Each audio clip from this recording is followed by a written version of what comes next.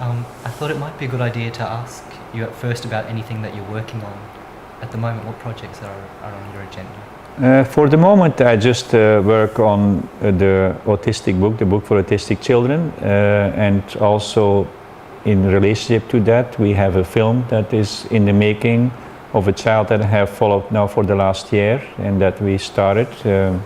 One of my patients that I didn't know, but basically we want to follow it up, hopefully until the end is good, but we of course don't know how far we will bring this child. The child has been progressing very well so far, and I think we want to use this to show people the capacity of homeopathy in general, not just for autism, but also for any other mystery disease, if you want to call it, or other chronic diseases, because people really don't always have the idea what can homeopathy do. You know, most people know something about an acute or a little warts or whatever, but you know, basically the strength, I think, of homeopathy is really for chronic diseases of no matter what nature, really, you know, from psychological to basically physical.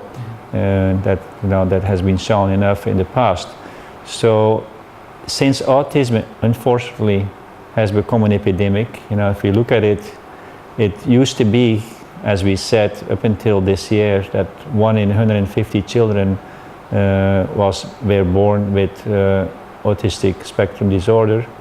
Now already at this point, even in the United States, it has been adapted and adjusted to 1 in 100.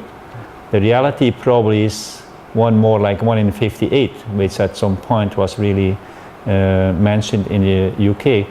And I really, if you think about it, it has to be more than that, because first of all, many people really don't even go to a doctor even when their child shows some problems. It's all depending, especially with us in the United States, a question of money. Do you have the money to go to the doctor? In fact, the interesting thing to show to you how that is that when they investigated just recently, a new investigation, to see if there were any particularly clusters, as they call it, of higher incidence of autism in the state of California. We always do it in the state of California. And then they saw like 10 clusters, you know, of high incidence of autism. But when they looked at it, of course, they were doing this as usual to find if there's any particularly common origin, common trigger to all these particularly children. We call it common basic mechanism that really should be applied to the whole autistic spectrum disorder. But that basic common mechanism is really elusive for the moment. Really, allopathy has not really been able to find it as much as they would like to find it. But of course, in homeopathy, we do have an answer to this, you know, because what they're trying to say, why do we see this neurodiversity, these very different children, all of them, and yet there must be some basic pathological mechanism on, you know, and of course there is, you know, for us again too, it comes down to the soil. You know, we have the triggers. What are the triggers? That's a whole different topic that would bring a child to become autistic. But there has to be a common factor. This common factor is the soil, of course, into which the trigger will fall, and therefore will cause a certain, even if it's neurodiversity, there is still what we would call common symptoms. Not interesting for us, but now we call them capital symptoms, the 3 main symptoms of autism, and then secondary symptoms, which you can find in a whole, you know, array of children. But the 3 cardinal symptoms are really, of course, very common to all the children in a certain degree and intensity. So for us, it was important to find the whole connection. So when the researchers were looking for these clusters, and they found like 10 clusters in California, but they also realized very quickly that it really had nothing to do with a particular factor or trigger that might have been found in these particular cities or in the environment, these 10 clusters that we found, but it really had more to do with the capacity of the parent to really look for help, and I mean money-wise. Okay, it really has to be a socio-economical factor rather than a trigger that could give us a clue to what this mystery disease is all about. Now, it didn't stop them from saying, which to some extent I found amusing, but I can understand why they're doing it, that they were going to sample dust from all these houses, from different households. And it sounds bizarre at first, but the bottom line is that obviously what they're looking for, because this is basically the main topic or the main, I would say, trigger as they look at it, is if indeed mainly it has to be an environmental factor.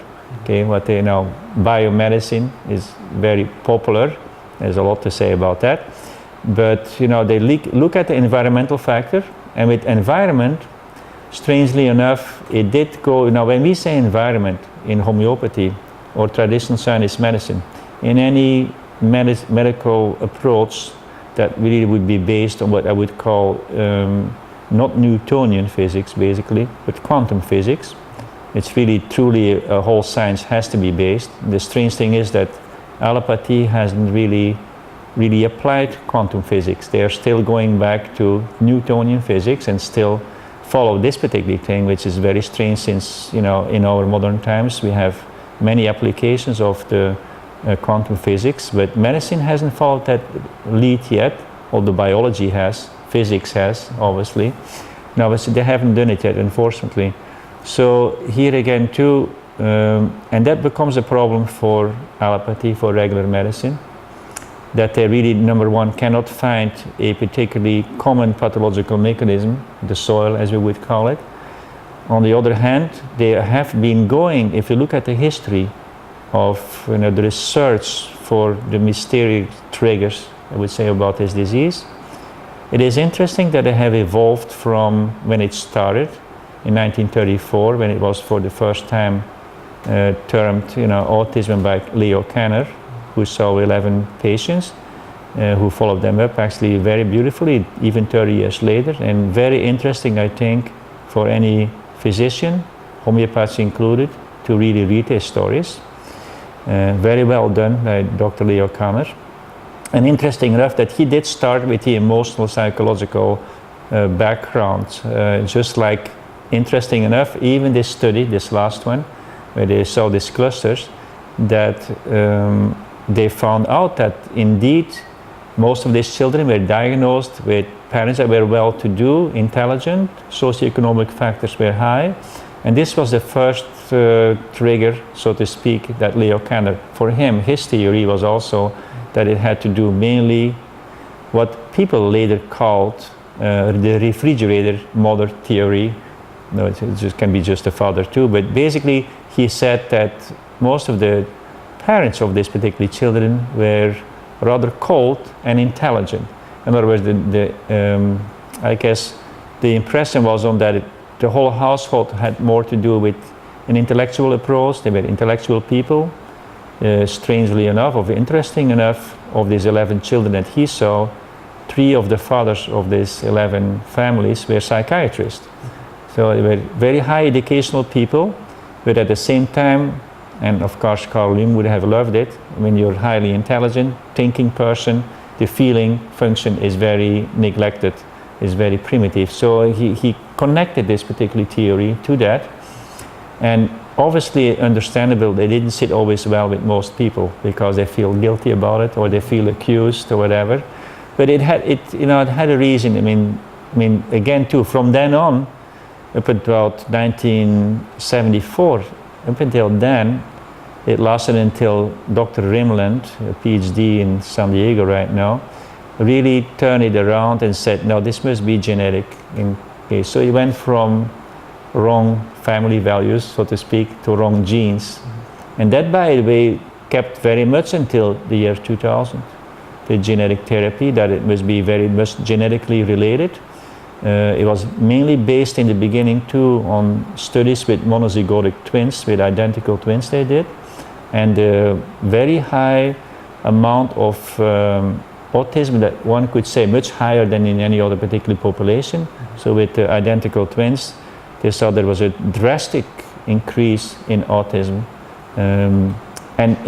We as homeopath, how we look at this, we know that even the twins, the monozygotic twins, is what we call a syphilitic miasmatic expression.